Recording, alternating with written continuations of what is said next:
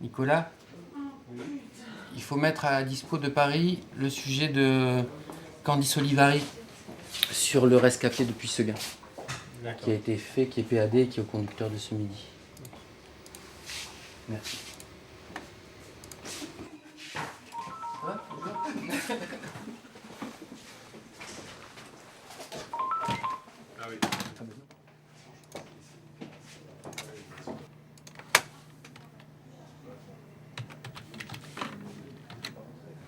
Qu'est-ce qu'on fait dans ce bocal là?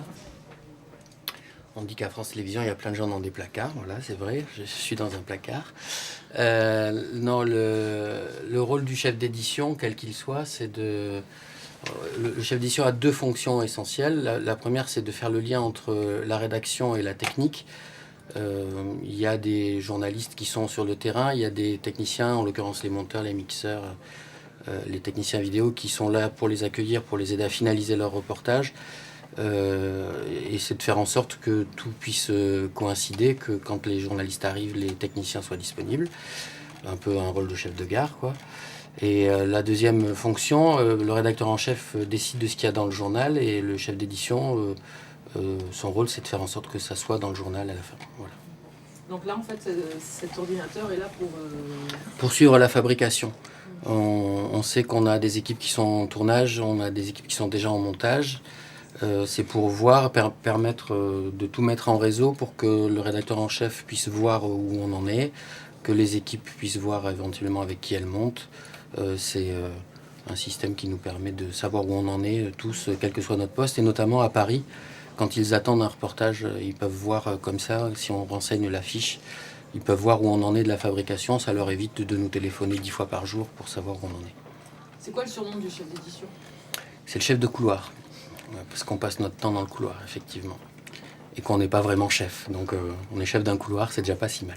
Ce soir, Bayonne-La Rochelle, je trouve pas de diffuseur. Tu vas en trouver un?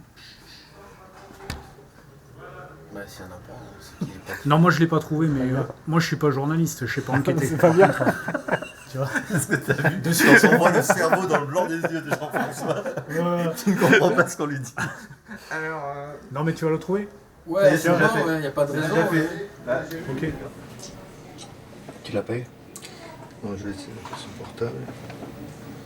Après, non, ceux qu'il y avait hier dans les locales, je vois rien qui...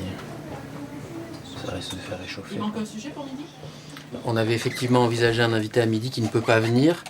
Donc ça laisse un espace de 2 minutes dans le journal et qu'il faut combler d'une façon ou d'une autre. Et on essaie de le combler intelligemment. Et comme il y a quelque chose qui se passe à Périgueux qu'on avait dans un premier temps pensé qu'on n'aurait pas le temps de donner dans le journal, on essaie de voir si l'équipe qui est sur place a le temps de nous envoyer des images pour alimenter le journal de midi. Donc en gros, ça évolue toute la matinée. Ce qui est fait le matin... En fait, le matin à la conférence de rédaction, on fait notre journal idéal et après on calque à la réalité. Parfois un reportage qui est envisagé n'est pas faisable parce que les interlocuteurs ne sont pas disponibles.